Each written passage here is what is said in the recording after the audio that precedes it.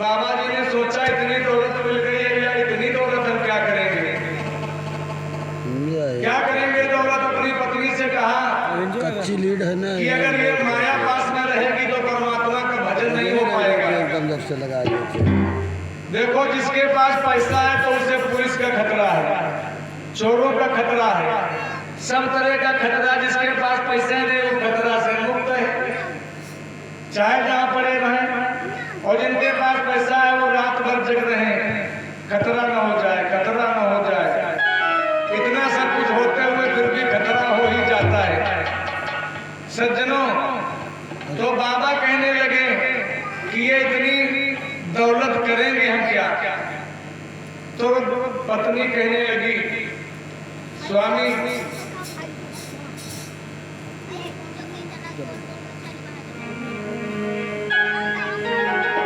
अगर हमारी मानो तो बिटिया के हाथ पीले कर दिए जाए और जो बचेगी संपदा सब भंडारे में महात्माओं को दान कर दी जाएगी। अगर इतना माया से तुम्हें प्रेम नहीं है तो सब दान कर देना, लेकिन पहले बिटिया का विवाह कर दिया जाए। एक ही बिटिया है।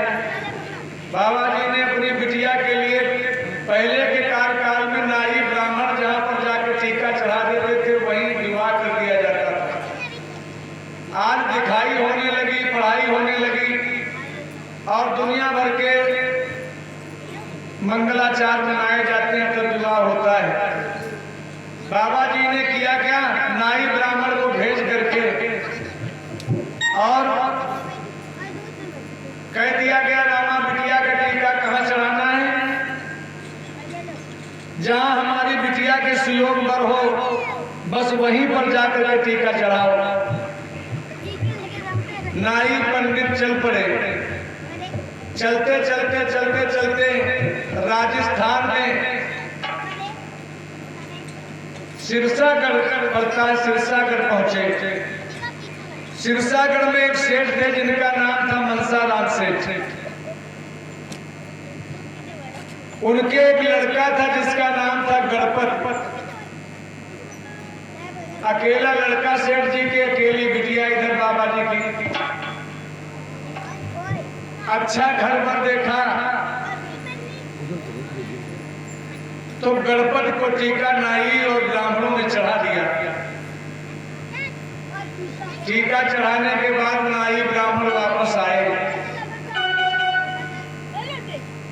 बाबा नरसी से बताया महाराज हमने बिटिया का टीका सिरसागढ़ में चढ़ा दिया। क्या बजे तक चलेंगे बाबा जी प्रसन्न हुए, हमारी बिटिया के योग पर पा करके महात्मा बड़े ही खुशी हुए। अरे अब बिटिया के हाथ पीले हो जाएंगे, बस ये दान करने के बाद में फिर तो भगवान का भजन ही करना है। राधे श्याम का नाम लिया और बाबा निमंत्रण बांटने लगे।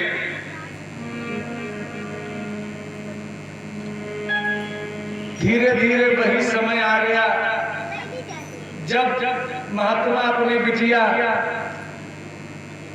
रामा का विवाह करके और डोली में बिठा करके महात्मा तमाम सारा दहेज दे करके अपनी बिटिया को विदा कर देते हैं। और बिटिया को विदा कर दिया, महात्माओं को बुला करके एक भंडारा किया और उसमें महात्माओं को भोजन कराया, खूब दक्षिणा बांट दिया। जो बचा बचाया धन था सब महात्माओं में बांट ही दिया और आधी संपदा अपनी बिटिया को दे दिया दान में कि बेटा आधी तुम ले जाओ और आधी महात्माओं को बांट दिया। खूब महात्मा बड़े बड़े महीनों खाए बाबा जी के आश्रम पर। रोजे भंडारा, रोजे भंडारा, रोजे भगवान की कथा और राधे श्याम की चारों तरफ चर्चा होने लगी। अब सब राधे श्याम सबकी जुबा पर महात्मा किस तरह से उस क्षेत्र में भक्ति को कायम कर दिया और अपनी धन को धर्म के कार्य में लगाया। महात्मा ने अपना धन और कहीं नहीं खर्चा किया, धर्म के कार्य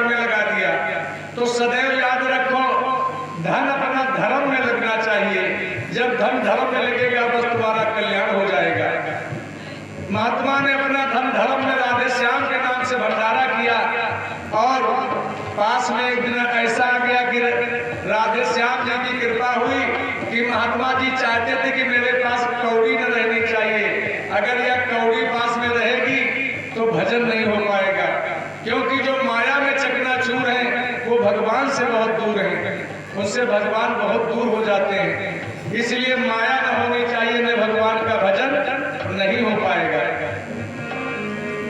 अब तो बाबा भजन पे तुल गए और भगवान श्री कृष्ण का भजन करने लगे। राधे गोविंद भजो राधे गोविंद, राधे गोविंद भजो राधे गोविंद, राधे गोविंद भजो राधे गोविंद, राधे गोविंद भजो राधे गोविंद।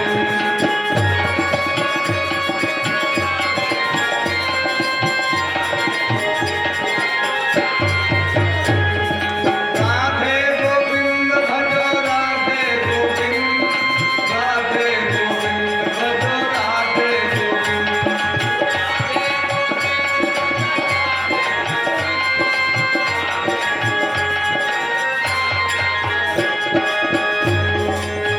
मुरली वाले की मुरली बजी है, मुरली वाले की मुरली बजी है,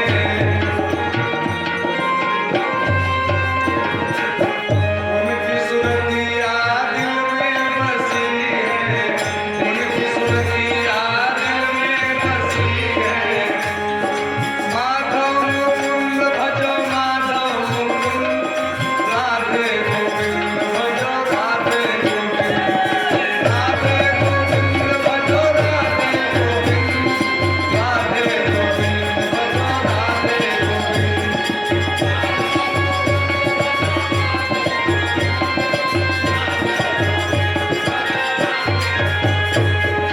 राधे गोविंद भजो राधे गोविंद, राधे गोविंद भजो राधे गोविंद।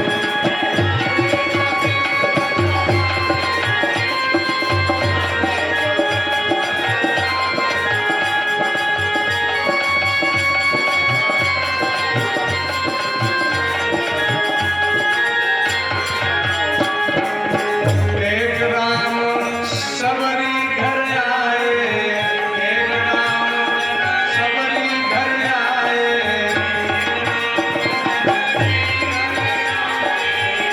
एक कृष्ण कुबरी ग्रह छाए, एक कृष्ण कुबरी ग्रह छाए।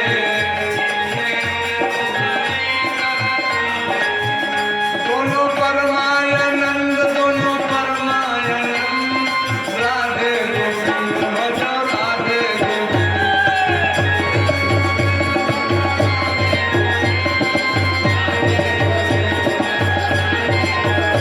अरे राधे गोविंद भजो राधे गोविंद, राधे गोविंद भजो राधे गोविंद।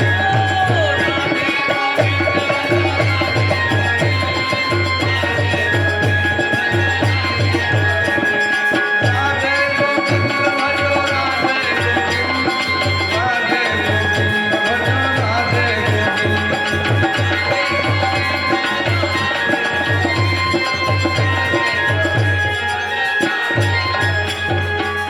प्रेम से बोलो वृंदावन बिहारी लाल की जय।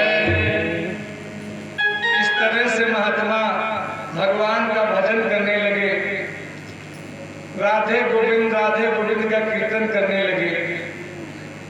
धीरे धीरे 26 साल हो गए बाबा कीर्तन किया किए, वो कीर्तन ही करते रहे। 26 साल हो गई, बाबा की बिटिया की एक बिटिया हो गई जो विवाह योग हो गई है, और बिटिया के भतैया लोग आने वाले हैं, ससुराल पक्ष के लोग बिटिया का भात भरने के लिए आने वाले हैं। सब जगह पर रामा बिटिया सोच रहे निमंत्रण जा रहा है। 26 साल हो गए ना तो हमारे पिताजी हमसे मिलने आए, ना ऐसा कभी कोई कार्य पड़ा कि जो मैं अपने पिता से मिल आऊं, ना उन्हें मौका मिला ना हमें मौका मिला। तो इसी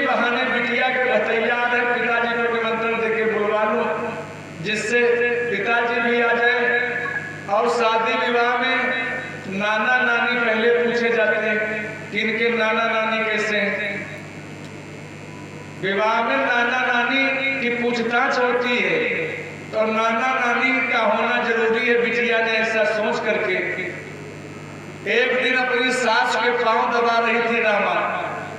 सास के पांव दबाते दबाते बिटिया को याद आ गई अपनी मैया की कि हमारी माँ 26 साल में कैसी हो गई होगी। 26 साल ना अम्मा हमें देखा, ना हमने अम्मा को अपनी देखा है, जाने कैसी मेरी मैया होगी, कैसे मेरे पिताजी हो गए होंगे। तो इसी बहाने पिताजी से मिल लूं, अपनी मैया की मुलाकात करूंगी, सास जी से आज्ञा ले लूं, बस अपनी मैया से मिलने में चली जाऊं।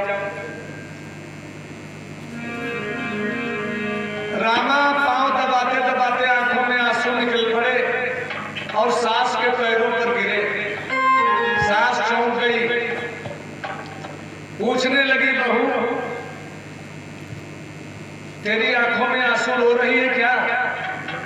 जवाब दिया, हाँ मैया। क्यों क्यों रो रही है? कहने लगी, मैया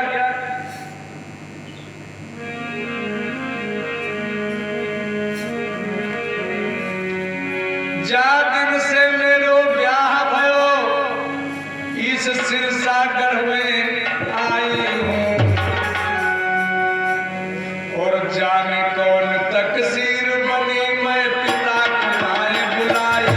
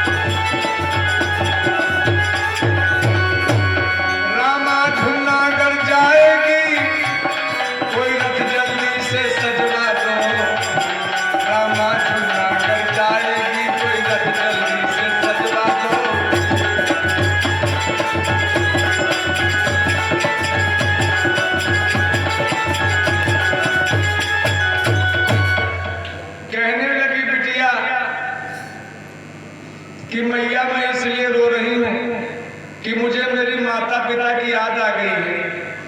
मैं अपने माता पिता से मिलने के लिए जाना चाहती हूँ। घर में भतैया लोग आने वाले हैं, बिटिया का विवाह होने जा रहा है, सब जगह निमंत्रण दिया गया और मेरे माता पिता के पास अभी निमंत्रण नहीं गया। मैं चाह रही हूँ कि मैं चली जाऊँ निमंत्रण लेकर के। तो ऐसा करो, कोई कामदार बुलवा करके एक रथ सजवा दो मैया, जिस पर मैं बैठ करके अपने मैके चली जाऊं। सास कहने लगी, बहू तुम जानती हो तुम्हारे पिताजी कैसे हैं? हमारे पिताजी कैसे हैं मैया? तो कहने लगी सास, अरे वो नंगा है, भिख मंगा है और भीख मांग के आता है, वो भीख मांग के।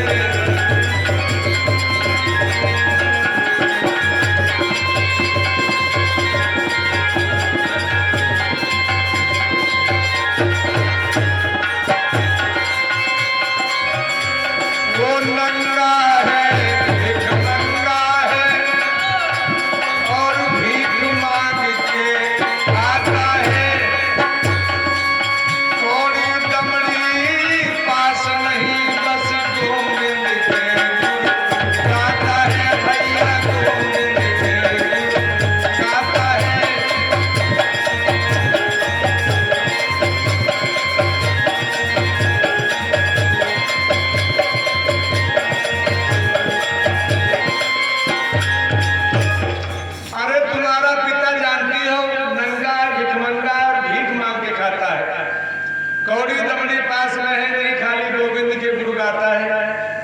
और ऐसे पिता को अपने यहाँ बुला करके क्या पाओगी? बताओ, तुम्हारे सास और ससुर यहाँ पर बड़े बड़े वन क्लास के अफसर लोग आकर के बैठते हैं, बड़े बड़े जाने माने सेठ लोग यहाँ आते हैं। ऐसे में तुम अपने पिता को यहाँ बुलाओगी?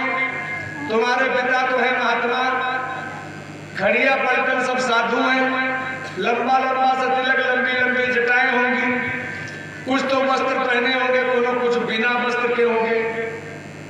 तो खाम खा के काहे रामा तुम हमारे सर की दर्द बंदी जा रही हो?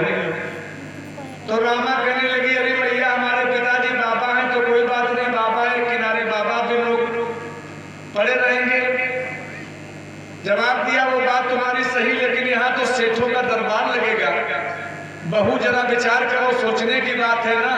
ऐसी परिस्थिति में महात्माओं को तो कहने लगी रामा मैया, अगर हमारे पिता ना आ सके, हमारी माता ना आए, तो जाने रिश्तेदार कितनों ही आए जाए, लेकिन हमारे लिए सब बेकार, हमारे लिए सारे रिश्तेदार बेकार हैं अगर हमारे माता पिता ना आए, क्योंकि हमारे तो वही सबसे रिश्तेदार हैं। सबसे बड़े रिश्तेदार हमारे माँ बाप हैं, और हम उनको न बुलाया गया, हम रिश्तेदार हैं, हमारे लिए बेकार है सब। और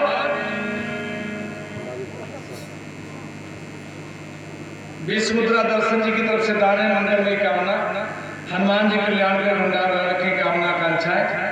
प्रेम से बोलो राधा कृष्ण चंद्र भगवान की जय। हमारे लिए तो मैया सब बेकार है ना, तमाम है कुंबा वाले। अरे हमारे पिताजी बाबा हैं, लेकिन हमारे चाचा दादा तो नगर के माने जाने सेठ हैं। हमारे चाचा दादा को भी बुलाया जाएगा, मैं चाचा दादा को बुला के लाऊंगी, साथ में पिताजी भी आएंगे। रामा की सास कहने लगी, हम तुम्हारे ससुर से बात करेंगे, अगर ससुर तुम्हारे आज्ञा दे देंगे तब तुम चली जाना। रामा की सास फौरन पहुंची जहां पर सेठों का दरबार लगा है। पहुंच करके सास ने सेठ जी को बुलाया अपने पास में और कहा, सुनिए, तुम्हारी बहू अपने मैके जाना चाहती है, भला तुम्हारी क्या आज्ञा है? सेठ जी ने कहा, बहू मैके नहीं जाएगी। अगर बहू मैके जाएगी और वो महात्मा यहाँ आ गए तो बड़ी हंसी हो जाएगी, क्योंकि महात्मा के पास में वो क्या लाएंगे यहाँ, उनके पास है क्या जो यहाँ ले चले आएंगे। रामा ये बात सुन लिया, सेठ जी के पैरों को पकड़ करके रोने लगी और कहा, पिताजी, अरे ससुर साहब आपने ये क्या कह दिया?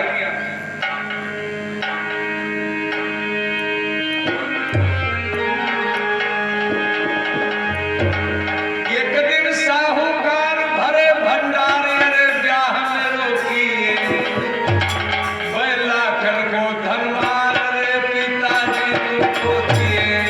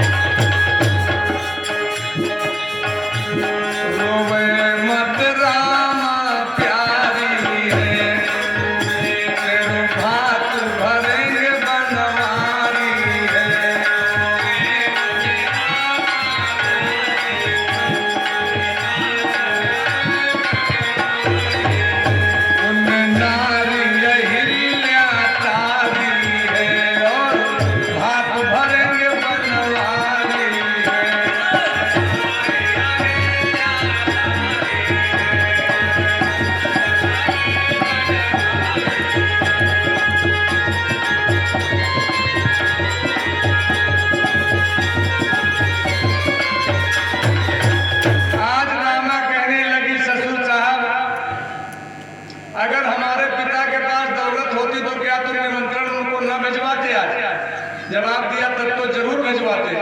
और आज दौलत नहीं है तो फिर क्या हमारे पिताजी तुम्हारे रिश्तेदार अब नहीं है?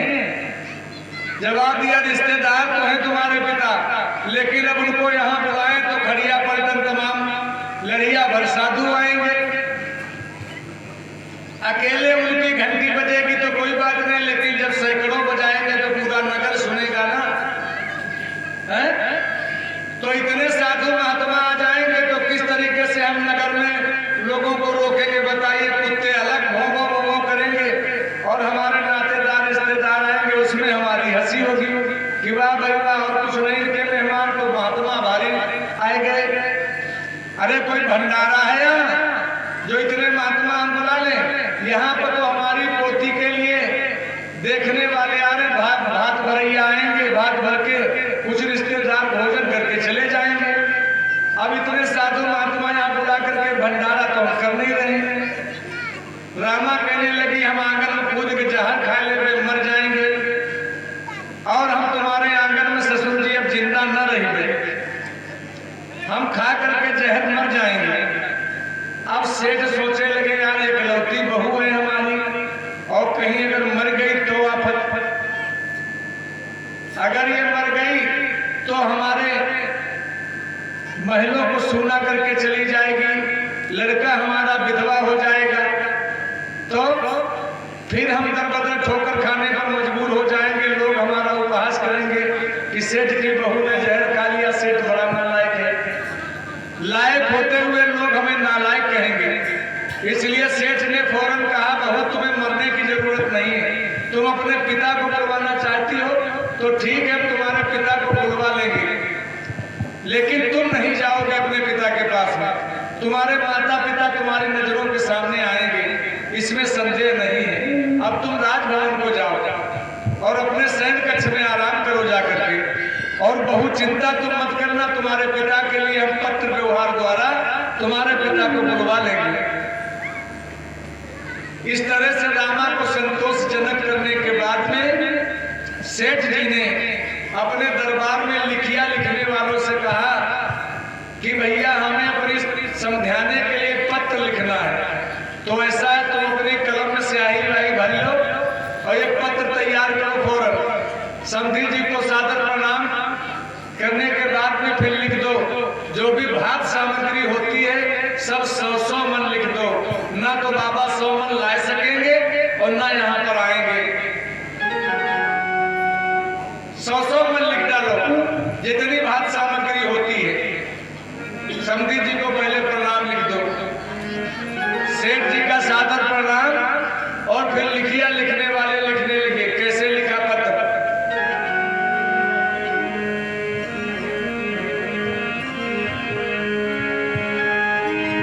100 मन मेवा लिख दीनी और 100 मन हल्द सुपारी है, गुड़ बूरो खाड़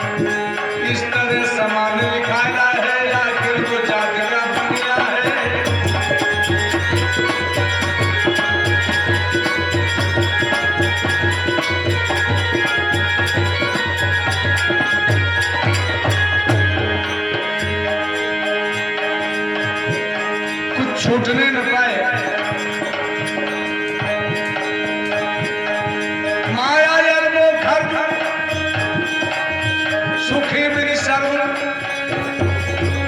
संग में अइयो संग खूब अइयो रामा के बिछुआ साथ ने भार के तू गड़बैयो रामा के बिछुआ साथ ने भार के गड़बैयो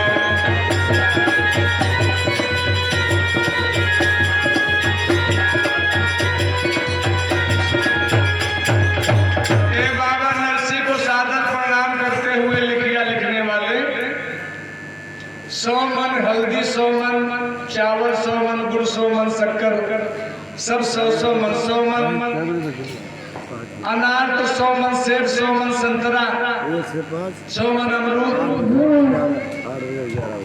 सब 100 मन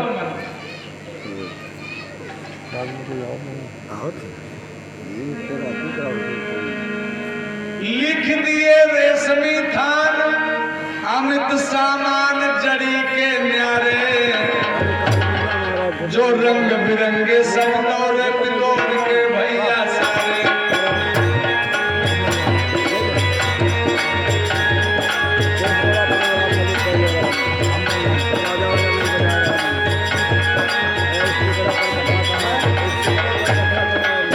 बुंदी बुल्ला बोलना शीश फूल नगरार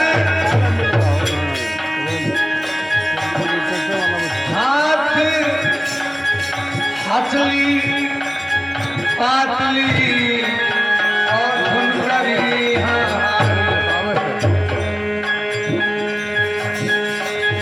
कैसे लिख रहा है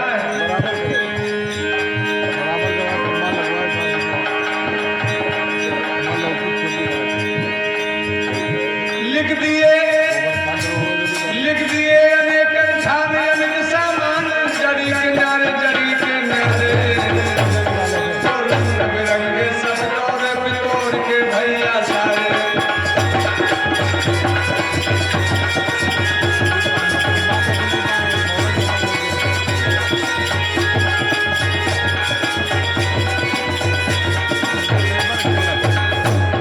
जितनी चीजें लिखी हैं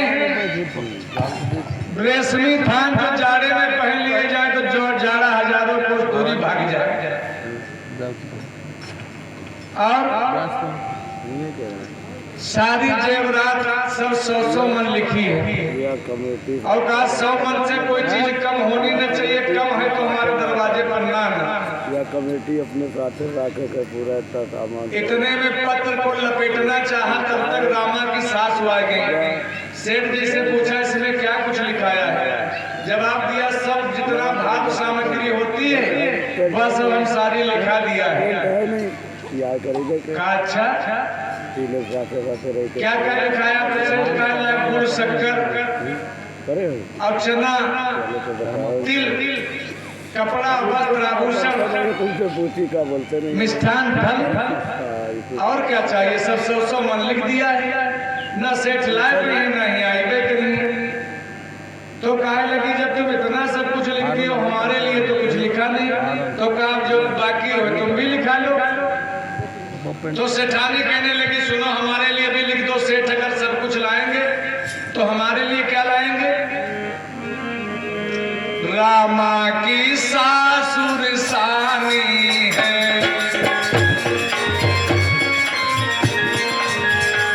रामा की सासुर सानी है तुई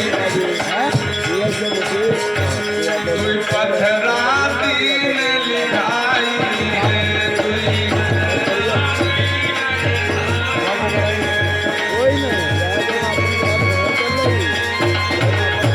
मेरे सिलवट ना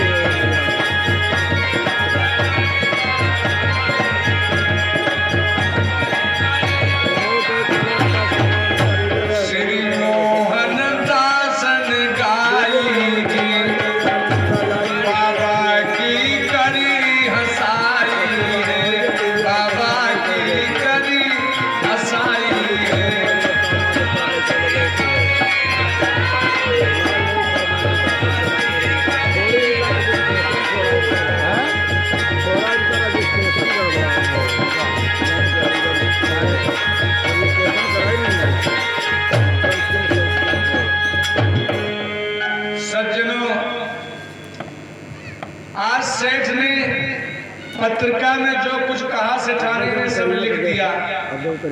पत्रिका बंद करके लिफाफे में रख करके सेठ ने अपने यहाँ के नाई को बुलाया। नाई से कहा, ये भात पत्रिका मेरे समझाने झुन्नागढ़ चले जाओ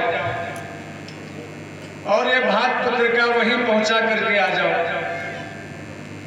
नाई ने वो भात पत्रिका ले लिया, सेठ जी को सादर प्रणाम किया और कहा, महाराज हम जा रहे हैं झुन्नागढ़ के लिए। तो सेठ ने कहा, झुन्नागढ़ जा रहे हो, कुछ खाने पीने के लिए झोले में रख के ले जाओ। वहां पर क्या खाना पीना भी नहीं मिलेगा महाराज? जवाब दिया, बाबा मिले या न मिले, आश्रम पर कहो पानी पी के ही पेट सहलाना पड़ जाए तुमको, इसलिए कुछ खाने पीने को भैया लिए जाओ। नाई ने कहा, जब 100 मन से तुमने कोई चीज कम लिखाई नहीं तो इसका मतलब एक गरीब की तुम हंसी करना चाहते हो। जवाब दिया, ऐसा नहीं है, रामा के हृदय को धीरज नहीं पहुंच रहा है, इसलिए ये पत्रिका पहुंचाना बाबा जी के पास बहुत ही जरूरी है।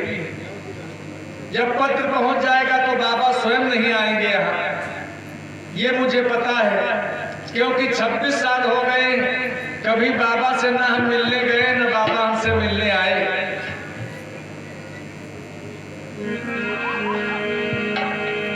नाई लेकर के भात पत्रिका चला और झुन्नागढ़ में पहुंचा करके, जिस समय झुन्नागढ़ में नाई पहुंचा तो वहां पर पूछने लगा, नाई सबसे कहे सेठ कहाँ रहे हमें बतलाओ, जो कहे तो यूं ही कही रहे रे अगाड़ी बढ़ के जाओ, जो कहे तो यूं ही कही रहे रे अगाड़ी बढ़ के जाओ।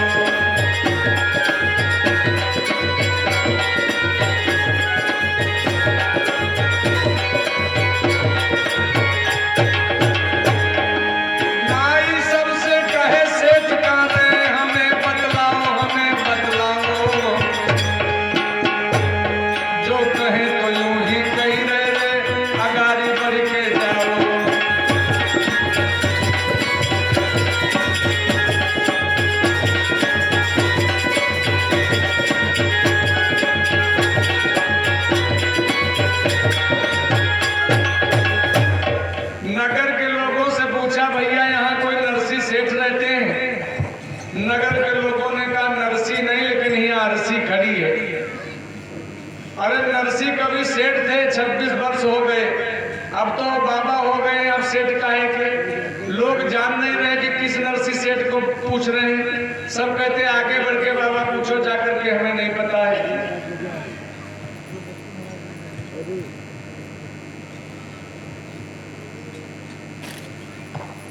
तब तो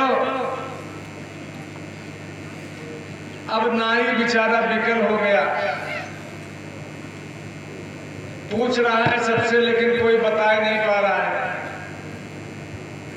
तो जो पहले के लोग, पुराने लोग थे, उनसे पूछा नाई ने, बाबा आप बताइए भला यहाँ कोई नरसी सेठ रहते हैं? पूछा आप आए कहाँ से? जवाब दिया उनके समझाने सिरसागढ़ से आए हैं। हम उनके समझाने सिरसागढ़ से आए हैं, परंतु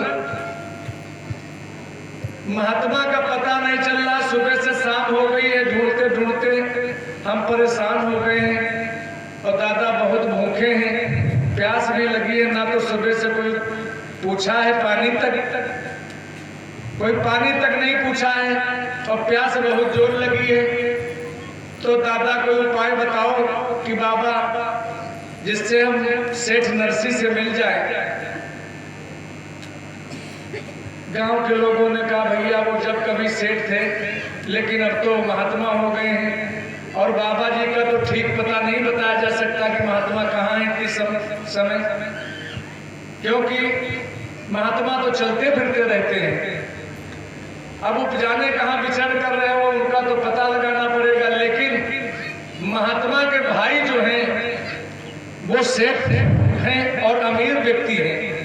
इसी नगर में रह रहे, देखो वो पीली वाली बिल्डिंग देख रहे हो, उस पीली वाली बिल्डिंग में महात्मा के बड़े भैया विक्रम रहते हैं। तुम उनके समझाने से आए हो, जो भी भाग पत्रिका लाए हो जाकर के उनके भैया विक्रम को दे दो, तुम्हें वहां मेहमानी भी बाबा मिल जाएगी, भोजन भी मिल जाएगा, खाने पीने को तुम्हारी क्षुधा भी भर जाएगी, आत्मा शांति मिलेगी आपको। तो जाओ उन्हीं के पास में चले जाओ, ये पत्रिका उन्हीं को दे दो। नाई चल पड़ा। जिस समय विक्रम भैया के घर पर नाई आया, उस समय विक्रम भोजन करने के तत्पश्चात बाहर निकल करके खड़ा ही हुआ, इतने में पहुंच गया नाई और राधा कृष्ण वरदान प्रदान किया। राधा कृष्ण होने के बाद में नाई ने अपना पूरा परिचय दिया कि भैया हम सिरसागढ़ से आए हैं, सेठ नरसी की भाग पत्रिका लाए हैं। सेठ ने कहा भाग पत्रिका? हाँ। कहाँ है भाग पत्रिका, दिखाओ। जिस समय भाग पत्रिका निकाल करके नाई ने हाथ में रखा, सेठ ने खोल करके उस पत्रिका को पढ़ा। उसमें 100 मन से कोई चीज कम नहीं लिखी है और बड़ी ही शान के साथ में वो चिट्ठी लिखी गई है। उस पत्रिका को पढ़ करके विक्रम के और 4 गुना और शान आ गई। किसकी बिटिया, किसका पुत्र, तो किसके घर में हाहूत। अरे हमारी ना बिटिया ना हमारा बेटा, हमसे क्या मतलब है? उठाओ ये चिट्ठी, यहां से ले जाओ जहां बाबा हो, वहां जाकर के चिट्ठी दो जाकर के। महात्मा क्या आया हुआ अतिथि उसका अपमान कर दिया सेठ ने और कहा जाकर के बाबा जी को तलाशो जहां हो, भैया हमें कुछ पता नहीं है। नाई चलाया, विचार किया, इनके भाई लोग भी तो साथी नहीं इनके, यहाँ भी भोजन नहीं मिला, जल नहीं मिला। अब तो नाई विकल होने लगा। जब विकल होने लगा, कोई रास्ता बताने वाला नहीं, रात्रि के बज गए 8, इधर उधर नाई भटके। सोचे दादा अब हम कहाँ जाएं? इतने में भगवान द्वारिकापुरी में रुक्मणी से कहने लगे कि देवी हमारे भक्त का नाई दर बदर भटक रहा है, उसे कोई रास्ता बताने वाला नहीं, बस मैं जा रहा हूँ और रास्ता बता करके वापस आ रहा हूँ। भगवान फौरन चल पड़े और नाई का भेष बना करके उसी गली में प्रकट हो गए राधे श्याम। जिस समय भगवान प्रकट हुए तो नाई से कहा, मुस्कुराने लगे भगवान, अरे भैया इस रात्रि में और इस सुनसान गली में अकेले भटक रहे हो और अपरिचित लग रहे हो, इस नगर के तो तुम हो नहीं, तो भैया कहाँ के रहने वालों? नाई ने अपना पूरा परिचय दिया। भगवान ने कहा तुम नाई हो? तो कहा हाँ। तो भगवान से पूछा आप कौन? भगवान ने कहा नाई हूँ है, हम इसी गांव में रहते, कमाते खाते हैं, तो भैया हमारी मदद करो, हम सेठ नरसी का पता लगा रहे हैं, सुबह शाम हो गई अभी तक पता नहीं लगा पाए। क्या नाई आप जानते हो नरसी जी को? भगवान कहने लगे हाँ हाँ हम तो बिल्कुल जानते हैं नरसी जी को, हम बताएंगे कि बाबा नरसी कहाँ रहते हैं। अच्छा तो चलो तुम हमारे साथ में, अगर नरसी को ढूंढ रहे हो। भगवान यो लेकर के नाई को चल पड़े तो नाई घबराए कि दादा जहां भेजा गया वहां से अपमान ही हुआ है और ये नाई है, कहीं ऐसी जगह ना जाके फंसा दे कि मारे भी जाए रात में। नाई इस बात को लेके घबरा रहा है। भगवान राधे श्याम कहने लगे चिंता न करो, बस तुम्हें बाबा नरसी तक हम जरूर पहुंचाएंगे और बाबा नरसी के पास चलोगे, बाबा बड़ी तुम्हारी सेवा करेंगे, खूब खिलाएंगे, खूब पिलाएंगे,